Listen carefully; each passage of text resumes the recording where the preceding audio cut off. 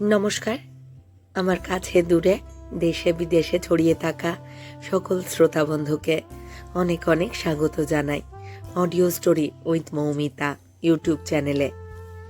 আজ এই চ্যানেলে আপনাদের পড়ে শোনাব বিখ্যাত সাহিত্যিক, আমার খুব প্রিয় সাহিত্যিক শ্রী সুনীল গঙ্গোপাধ্যায়ের লেখা একটি অসাধারণ ছোট গল্প। গল্পের নাম হলদে জামা। গল্প শুরুর আগে আমার পুরনো কথাগুলি আরও একবার খুব সংক্ষেপে বলে নিচ্ছি। এই চ্যানেলে যারা আমার গল্প পাঠটি শুনছেন তাদের কাছে অনুরোধ, যদি আমার পাঠ এবং পরিবেশনা আপনাদের ভালো লাগে, যদি গল্পটি ভালো লাগে একটি লাইক করবেন এবং গল্পটিকে আপনাদের প্রিয়জনের মধ্যে শেয়ার করে দেবেন। আর এখনও যারা চ্যানেলটি সাবস্ক্রাইব করেননি তারা অবশ্যই চ্যানেলটি সাবস্ক্রাইব করে আমার সাথে থেকে নিয়মিত শুনতে থাকুন নতুন নতুন বাংলা গল্প। আর হ্যাঁ, শ্রী সুনীল গঙ্গোপাধ্যায় আর যে গল্পগুলি এই চ্যানেলে আমি পড়েছি তার প্লেলিস্ট ডেসক্রিপশন বক্সে দেওয়া রইল। আপনারা পছন্দ মতো গল্পগুলি সময় নিয়ে শুনে দেখতে পারেন। আর কথা বাড়িয়ে সময় নষ্ট করছি না, শুরু করছি আজকের গল্প হলদে জামা। মহাদেও আর কামতা প্রসাদ দুদিক থেকে ছেলেটার জামার কলার খিমচে ধরে টানতে টানতে নিয়ে এলো ম্যানেজার সাহেবের কাছে। বাগানে হালকা ইজি চেয়ারে বসে ম্যানেজার বিভাস রায় একটি গল্প ম্যাগাজিন পড়ছিলেন। বিভাস রায়ের ধ্যান জ্ঞানের অন্তত 1/3 জুড়ে থাকে গল্প খেলা। পৃথিবীর যাবতীয় দেশের গল্প খেলার খবর তিনি রাখেন। গত বছর হংকং থেকে ফেরবার সময় তিনি গল্পের সরঞ্জাম ছাড়া আর কিছু কেনাকাটা করেননি। সাদা রঙের শর্টস আর গেঞ্জি পরে বিভাস রায় শেষ বিকেলে বিশ্রাম নিচ্ছিলেন। এখনো হুইস্কি পানের সময় হয়নি। সূর্যাস্ত না হলে তিনি মদ স্পর্শ করেন না। লালডিপি টি এস্টেটের ম্যানেজার বিভাস রায়ের আতিথ্যের সুনাম আছে। সান্ধ্য অতিথির জন্য স্কচের বন্যা বইয়ে দেন, কিন্তু দিনের বেলায় কেউ শত পেড়াপিড়ি করলেও তিনি কোনো নেশার বস্তু ছুঁয়ে দেখেন না। সাব, এই দেখিয়ে এ ছোকরা। বিভাস রায় চোখ তুলে বললেন, একে কোথায় পেলে? साथ पे टैंकी का पास घुस रहा था। साला 1 নম্বর বদমাস, আমার হাত কামড়ে দিল। বিভাস রায় ছেলেটিকে দেখলেন। ছেলেটির বয়স 14-15 হবে। রোগা পাতলা, পরনের ট্রাউজার আর শার্ট দুটোই বেশ দামি চেহারার। এটা কে? কোত্থেকে এলো? मालूम नहीं साहब। मेम साहब कहाँ? मेम साहब को बुलाओ। मेम साहब बाथरूम में है साहब। এইটাই তাহলে সেই ভূত? ব্যাপারটা হলো এই যে, 2 দিন ধরে লালডিপি গার্ডেন্সের ম্যানেজারের বাংলোতে ভূতের উপদ্রব শুরু হয়েছিল। ছোটোখাটো জিনিস উধাও হয়ে যাচ্ছিল। রাত্রিবেলা কার যেন চলাফেরার শব্দ। বহু দিনের বাগান, বাঘা বাঘা সাহেব ম্যানেজাররা এই বাংলোতে থেকে গেছে। এক ম্যানেজারের মেম নাকি এখানে আত্মহত্যা করেছিল। সুতরাং এইসব পুরনো বাংলো নিয়ে 2-একটা রোমাঞ্চকর গল্প থাকেই। বিভাস রায় অবশ্য সেসব কিছু বিশ্বাস করেন না, ননসেন্স বলে উড়িয়ে দেন। কিন্তু গতকাল রাতে তিনি নিজেই কারুর পায়ের আওয়াজ শুনেছিলেন। পুরো বাংলোটাই কাঠের তৈরি, মজবুত বার্মা টিকের। 1 তলা 2 তলা মিলিয়ে ঘরের সংখ্যা 14-15টি হবে। তার মধ্যে অধিকাংশ ঘরই অব্যবহৃত। কারুর পক্ষে এখানে লুকিয়ে থাকা অসম্ভব কিছু নয়। কিন্তু সাধ করে এই সিংহের খাঁচায় কে ঢুকবে? বিভাস রায়ের 48 সংখ্যা 10 কি 12 তা তিনি নিজেই সঠিক জানেন না। নামও জানেন না অনেকেরই। প্রয়োজন হলেই তিনি কই হ্যাঁ বলে হাঁক পাড়েন। সঙ্গে সঙ্গে কেউ না কেউ উপস্থিত হয়। সাহেবী আমল থেকে এই রকম ব্যবস্থা চলে আসছে। রাত্রির বেলা অস্বাভাবিক পায়ের আওয়াজ শুনে বিভাস রায় নিজে রিভলভার হাতে নিয়ে সারা বাড়ি খুঁজে দেখেছেন। কারো চিহ্ন পাওয়া যায়নি। তার মেম সাহেব বলেছিলেন, আমি আগের দিনও এরকম পায়ের আওয়াজ শুনেছি। চোর কি পরপর 2 দিন আসে? আজ মহাদেও আর কামতা প্রসাদ এই ছেলেটিকে খুঁজে বার করেছে। সবচেয়ে আশ্চর্যের কথা এই যে চুরি করতে এসেও এ দেখি দিনের বেলা পালিয়ে যাবার চেষ্টা করেনি, আজও লুকিয়েছিল বাড়ির মধ্যে।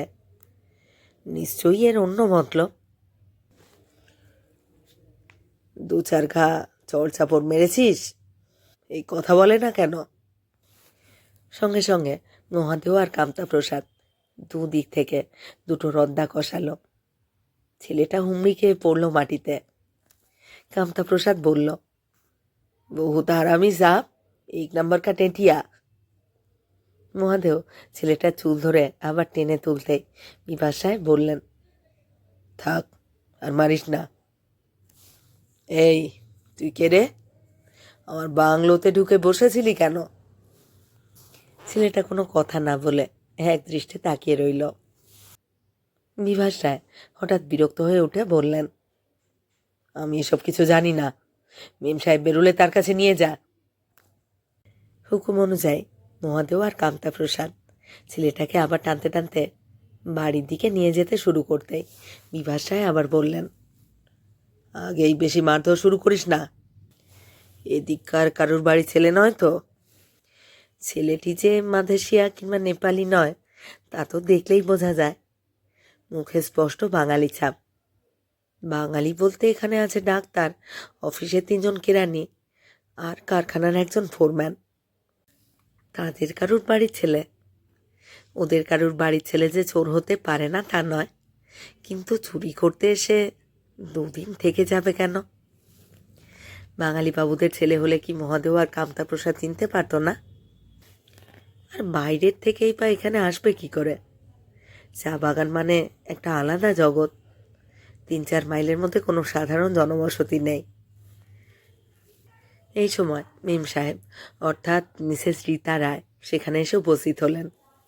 সকালে আর বিকেলে তার স্নান পর্ব সারতেই অন্তত 2 ঘন্টা সময় যায়। এদিকে সময় অফুরন্ত, 2 ঘন্টার বদলে 4 ঘন্টা গেলেই বা ক্ষতি কি? বিভাসটার এক বন্ধু একবার বেড়াতে এসে রীতা স্নানের ঘরটি দেখে বলেছিলেন, ওরে বাবা, আমার কেয়াতলার ফ্ল্যাটের বেডরুমও যে এই বাথরুমের চেয়ে অনেক ছোট। রীতা রায়ের মুখে একটা অভিমানের ছাপ থাকে সব সময়, যেন কেউ বা কারা ষড়যন্ত্র করে তাকে কলকাতা থেকে উপড়ে এনে এই জঙ্গলভূমিতে নির্বাসন দিয়েছে। বিয়ের 17 বছর পরও এই ভাবটা কাটেনি। কলকাতায় অফিসারদের বউ তৈরি করা দামি ইংরেজি স্কুলে তিনি লেখাপড়া শিখেছেন। খুব বড় অফিসার স্বামী পেয়েছেন ঠিকই, বিলাসিতারও কোনো অভাব নেই, তবু তো নির্বাসনই। মাঝে মাঝে অন্য ম্যানেজার আর তাদের বউদের সঙ্গে পার্টি, শুধু চার গল্প আর শিকারের গল্প। আর সপ্তাহে 1-2 বার জিপে শিলিগুড়ি গিয়ে কেনাকাটা, সিনেমা দেখা। এই নাও, এই তোমার ভূত ধরা পড়েছে। রীতা প্রথমেই বললেন, এ কি, এ তো টোটোর জামা প্যান্ট পরেছে। রায় দম্পতির একটি ছেলে আর একটি মেয়ে, কেউই কাছে থাকে না, কারণ থাকবার উপায় নেই। ছেলেটি পড়ে দার্জিলিংয়ে, মেয়ে পড়ে কলকাতায়। ছুটিতে বাড়িতে অর্থাৎ এখানে আসে। ছেলে টোটোর বয়স 15, তার জন্য আছে আলাদা ঘর। সেখানে তার কিছু পুরনো জামা প্যান্ট তো থাকবেই। হলুদ শার্টটা টোটোর খুব প্রিয়। নিবাস সাহেব বললেন, টোটোর জামা প্যান্ট? তাই চেনা চেনা লাগছিল। ওই ইয়েলো শার্টটা পরে তো গতবার আমার সঙ্গে খরগোশ শিকারে গিয়েছিল না? খোল খোল, শিগগির ওই জামা খোল। নিতা রায় বললেন, এখন আর খুলে কি হবে? টোটো কি ওই জামা আর পরবে নাকি? তাই এই ছেলেটা কোথা থেকে এলো এখানে? অনেক জেরা করে ছেলেটার মুখ থেকে কোনো কথা বার করা গেল না। কি করে মুখ খোলাতে হয় তা বিভাস রায় জানেন। পা দুটো বেঁধে উল্টো করে কিছুক্ষণ বেঁধে রাখলেই হয়। কিন্তু আজকাল আর মেরে সুখ নেই।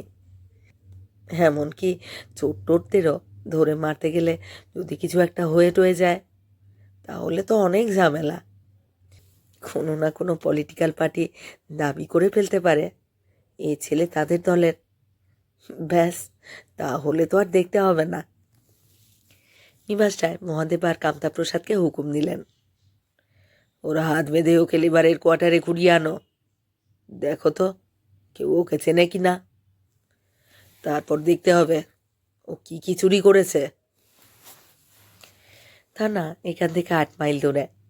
দারোগাকে খবর পাঠালেই চলে আসবে ঠিকই, কিন্তু সামান্য ছিটকে চুরির জন্য সন্ধ্যের পর দারোগাকে ডেকে পাঠানোর কোনো মানে হয় না। কাল সকালে যা হয় করা যাবে।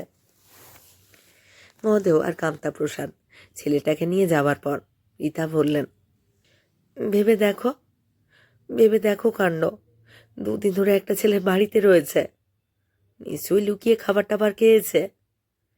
কি মতলব বলো তো? ছেলেটা তত বড় নয় যে নকশাল টকশাল বলে সন্দেহ করা যায়, তবে আজকাল ছোট ছেলেদেরও বিশ্বাস নেই। কাগজে পড়েছিল একটা 14-15 বছরের ছেলে তার কাকাকে খুন করেছে। এ ছেলেটা টোটোর বয়সী। দূর থেকে আমি ওকে দেখে চমকে উঠেছিলাম। হলদে শার্টটা, জিন্স পরা। আমি ভেবেছিলাম টোটো বুঝি হঠাৎ ফিরে এসেছে স্কুল থেকে, সেই যে সেবারের মতন। হঠাৎ থেমে গেলেন রীতা রায়। স্বামী স্ত্রী পরস্পরের চোখের দিকে তাকালেন। স্বামীর চোখে যেন কিছু ভাষা ফুটে উঠল। সেটা সইতে না পেরে মুখ ফিরিয়ে নিলেন স্ত্রী। অস্বস্তিকর নিস্তব্ধতা। পুলিশে হ্যান্ডওভার করে দেব, তারপর ওরা যা হয় করবে। ভালো করে খোঁজ নিতে বলো, ব্যাপারটা আসলে কি, কেন বাড়ির মধ্যে এসে লুকিয়েছিল। আর তোমার ওয়াচ অ্যান্ড ওয়ার ডিপার্টমেন্টই বা কী করে? বাগানের মধ্যে একটা বাইরের ছেলে ঢুকে পড়লো হুট করে। আজকাল কেউ কোনো কাজ করে না। এই সপ্তাহে টোটোর চিঠি আসেনি। It's getting dark, we better move inside. আচ্ছা, রাম বাহাদুর আজকালের মধ্যে দার্জিলিং যাবে না? ওকে দিয়ে যদি টোটোর খবর আনাও। হঠাৎ টোটোর কথা নিয়ে তোমার মাথা ব্যথা শুরু হলো কেন? যখন তখন ওদের স্কুলে খোঁজ নেওয়া ভালো দেখায় না। সময় পাইনি তাই চিঠি লেখেনি। নিবাস রায়ের মুখখানা হঠাৎ রাগে থমথমে হয়ে গেল। রাগ কিংবা ব্লাড প্রেশার যে কোনো সময় রক্তে চড়ে গিয়ে কণ্ঠস্বরে রাগ কিংবা বিরক্তি ফুটে ওঠে। একটুক্ষণ তীব্র চোখে তিনি তাকিয়ে রইলেন স্ত্রীর দিকে। তারপর গলার আওয়াজ স্বাভাবিক করে তিনি বললেন, লঙ্কাপাড়ার দত্ত ফোন করেছিল, যেতে বলেছে, যাবে নাকি? উত্তর জানাই ছিল। রীতা দুদিকে ঘাড় নাড়লেন। নিবাস রায় ভেতরে এসে হাঁক দিলেন, কই হ্যাঁ। চায়ের মতন একজন আড়তালি এসে দাঁড়ালো। নিবাস রায় হুঙ্কার দিয়ে বললেন, হুইস্কি, সোডা। এত বড় একটা কাণ্ড ঘটল, বাড়িতে ভূতের বদলে একটা চোর ধরা পড়ল, অথচ স্বামী স্ত্রীতে কোনো আলোচনাই হতে পারল না। নিবাস রায় একা একা মদ্যপান করতে লাগলেন, আর রীতা পড়তে লাগলেন ম্যাগাজিন। মহাদেব আর কামতা প্রসাদ ঘুরে এলো প্রায় 2 ঘন্টা বাদে। শ্রমিক বা বাবুদের কারোরই বাড়ির ছেলে নয় চোরটি, বাইরে থেকেই এসেছে। 2-1 জন বলল, বীরপুরের এক চায়ের দোকানে তারা খুব সম্ভবত ওই ছেলেটিকেই কাজ করতে দেখেছে। 4 পেগ হুইস্কি খাবার পর নিবাস রায়ের মস্তিষ্কটি সমুদ্রের মতো শান্ত। ছেলেটার দিকে কয়েক পলক তাকিয়ে থেকে তিনি বললেন, চায়ের দোকানে কাজ করতো, সেখান থেকে চুরি করেই পালিয়েছে নিশ্চয়ই। আমার বাংলোটার লুকোনোর জায়গা। আমার বাংলোটার লুকোনোর জায়গা। বেঁধে রেখে দে, বেঁধে রেখে দে, কাল সকালে যা হয় দেখা যাবে। একবার একটা হরিণের বাচ্চা ছিটকে এসেছিল এদিকে। ওই মহাদেবই সেটাকে ধরে ফেলে। অনেক দিন সেটা বাঁধা ছিল বাংলোর সামনে। পরে সেটা উপহার দেওয়া হয়েছিল গোয়েন্দাদের। ছেলেটিকে ঠিক সেভাবে না হলেও হাত বেঁধে রাখা হলো বারান্দার একটা থামের সঙ্গে। বিভাসায় পাশের দিকে তাকালেন। ভেবেছিলেন তার মেম সাহেবকে তিনি সেখানে দেখতে পাবেন। কিছু আগে তিনি যে স্ত্রীর উপরে রাগ করেছেন তা ভুলেই গেছেন। রীতা দোতলায় উঠে টোটোর ঘরটা খুঁজে দেখছেন তখন। কি কি নিয়েছে টোটোর ঘরে, তার নিজস্ব জিনিসপত্র কী সব ছিল তাই বা তিনি জানবেন কি করে? ক্লাস 8-এ উঠবার পর থেকে টোটো যেন কেমন অন্যরকম হয়ে গেছে, অনেক কিছুই লুকোয়। কথাটা মনে পড়তেই রীতার সমস্ত শরীরটা একবার কেঁপে উঠল। সেই টোটো মা ছাড়া আর কিছুই জানতো না। প্রথম প্রথম স্কুলে গিয়ে প্রত্যেক দিন একখানা করে চিঠি লিখত মাকে। জোরালো টর্চের আলো পড়ল ঘরের মধ্যে। একটু আগে সব বাতি নিভে গেছে। প্রত্যেক দিন 8টা থেকে 9টা জেনারেটর বন্ধ থাকে। বিভাসায় ঘরে ঢুকে খুব স্বাভাবিকভাবে বললেন, ইয়াং রাস্কেলটা রীতিমতো একটা শয়তান, বুঝলে? বীরপুরে কোন চায়ের দোকানে নাকি কাজ করত, সেখান থেকে চুরি করে পালিয়েছে। আমার বাড়িতে বোধহয় ডাকাতির তালে ছিল। রীতা বললেন, এই ঘরের দরজায় তালা দেওয়া ছিল না। এই ঘরে ঢুকে টোটোর জিনিসপত্র ঘাঁটাঘাঁটি করেছে। কিছু নিয়েছে? বুঝতে পারছি না। নিলেও এখানেই তো কোথাও থাকবে। কিছু বাইরে পাচার তো করতে পারেনি। খুঁজে দেখা যাক। টোটোর আলমারি খুলে চমকে উঠলেন রীতা। একটা ছেঁড়া গেঞ্জি আর হাফ প্যান্ট চোখে পড়ল প্রথমেই। মা, কি সাহস! এই নোংরা জিনিসগুলো আবার আলমারির মধ্যে রেখেছে। সব কিছু কন্টামিনেট করে দিল একেবারে। এইসব জামা কাপড় কাচতে দাও। টোটোর ঘরেই পাওয়া গেল মুরগির হাড়, চিবিয়ে একেবারে জোরজোরে করা। ওই বাচ্চা শয়তানেরই কাণ্ড নিশ্চয়ই। ফ্রিজে অনেক খাবার জমে থাকে, তার মধ্যে কেউ কিছু সরালে সহজে ধরা পড়বার কথা নয়। মনে হচ্ছে যেন প্রায় 8খানা মুরগি সাবার করেছে ছেলেটা। তাহলে কি টোটোর খাটেও ঘুমিয়েছে? ভাবলেই রাগে গা জ্বলে যায়। রীতার গয়না টয়না কিংবা দামি কোনো জিনিসপত্র সরাতে পারেনি। সেই সুযোগের অপেক্ষাতেই ছিল নিশ্চয়ই ছেলেটা। কিংবা এমনও হতে পারে বাইরের কোনো দলের সঙ্গে ওর যোগাযোগ আছে। ছেলেটাকে আগে পাঠিয়েছিল কোনো সময় রাত্রিরে দরজা টরজা খুলে দেবে। হাত নিষ্পিস করতে লাগলো বিভাস রায়ের। পুলিশ তো যা করবার করবে, নিজে কিছু শাস্তি দেবেন না? অন্তত দুঘা চাবুক। রীতা বললেন, থাক থাক, আর দরকার নেই। চলো, ডিনারের সময় হয়ে গেছে। ভোরে ওঠা স্বভাব বিভাস রায়ের। রাত 10টায় তিনি শুয়ে পড়েন। প্রত্যেক ভোরে তিনি মোটরসাইকেলে চেপে গোটা বাগানটা চক্কর দিয়ে আসেন একবার। এই বাগানের প্রত্যেকটি কোণ তার হাতের পাতার মতো চেনা। রীতার অবশ্য অনেক রাত পর্যন্ত ঘুম আসে না। একসময় তার মনে পড়ল ছেলেটাকে কিছু খেতে দেওয়া হয়নি বোধহয়। সন্ধেবেলা তিনি আকাশে মেঘ দেখেছিলেন। আজও ভ্যাপসা গরম। যদি মাঝরাত্রিরে বৃষ্টি নামে, ছেলেটা ওই রকম হাত বাঁধা অবস্থায় বারান্দায় পড়ে থাকবে। রীতা বিছানা থেকে উঠে নেমে এলেন। তার শরীর কাঁপছে, মাথা ঘুরছে।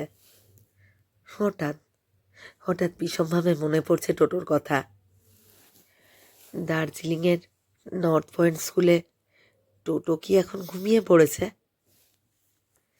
একদিন বিকেলবেলা টোটো এসে হাজির। সেদিন বুধবার ছিল। রীতা একেবারে আঁতকে উঠেছিলেন। এরকমভাবে ওদের স্কুল থেকে তো কখনো আসতে দেওয়া হয় না। কদিন বাদেই ছিল টোটোর পরীক্ষা। দার্জিলিং থেকে এত দূর আসবার গাড়ি ভাড়াই বা টোটো পেল কোথায়? অনেক প্রশ্ন করেও টোটোর কাছ থেকে কোনো উত্তর আদায় করা যায়নি। গুম হয়ে পাকাভাবে দাঁড়িয়েছিল ম্যাগনোলিয়া গাছটার ধারে। শেষ পর্যন্ত টোটোর পকেট থেকে পাওয়া গিয়েছিল হাউস সুপারের একটি চিঠি। টোটো তার সহপাঠীর ঘড়ি চুরি করেছে। ইলেকট্রনিক ঘড়ি দম দিতে হয় না, বোতাম টিপলে আলো জ্বলে। এর আগেও টোটো দু একজন ছেলের পকেট মানি থেকে 12 টাকা আর 20 টাকা চুরি করেছিল। বিভাস রায় রাগে কাঁপতে শুরু করেছিলেন। চিৎকার করে বলেছিলেন, ইডিয়েট, ইম্বেসাইল, তোর টাকার অভাব? ওই রকম ঘড়ি আমি কিনে দিতে পারতুম না? তোকে আমি পকেট মানি দিই না? তাছাড়াও তুই তোর মায়ের কাছ থেকে তো প্রায় নিস, আমি সব জানি। And you have turned into a thief, being my son. আনতালি আর আয়ারা যে শুনছে সে খেয়ালও ছিল না বিভাস রায়ের। নিতাই স্বামী আর ছেলেকে জোর করে টেনে এনেছিলেন ভিতরে।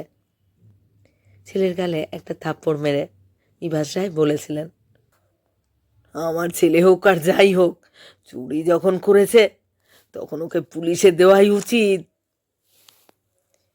তারপর প্রায় দাপাদাপি শুরু করেছিলেন বিভাস রায়। তার মনে জোর আঘাত লেগেছে। তার টাকা পয়সার অভাব নেই, তার ছেলে সামান্য জিনিসপত্র চুরি করবে? নর্থ পয়েন্ট তার নিজেরও স্কুল, তিনি সেখানেই পড়েছেন। পুরনো ফাদারেরা তাকে চেনেন। ছি ছি ছি ছি। সেদিন বেশি মদ খেয়ে তিনি বারবার বলতে লাগলেন, ওকে জেলে পাঠাও, ওকে জেলে পাঠাও, ওর জেল কাটাই উচিত। তা অবশ্য হয়নি। বিভাস রায়কেই দার্জিলিংয়ে গিয়ে স্কুল কর্তৃপক্ষের সঙ্গে বিনীতভাবে কথাবার্তা বলে ছেলের ভবিষ্যৎ চরিত্র সম্পর্কে গ্যারান্টি দিয়ে আসতে হয়েছিল। হিতা বলেছিলেন, টোটো ভালো ছেলে, একবার ছেলে মানুষই করে ফেলেছে, আর কখনো করবে না। টোটোর ঘরে ঢুকে রীতা একটা ছোট পুঁটুলি নিয়ে বেরিয়ে এলেন। তারপর স্বামীর খাটের পাশে এসে গায়ে আলতোভাবে হাত ছুঁয়ে বললেন, একটা কথা শুনবে? হ্যাঁ গো, একটা কথা শুনবে?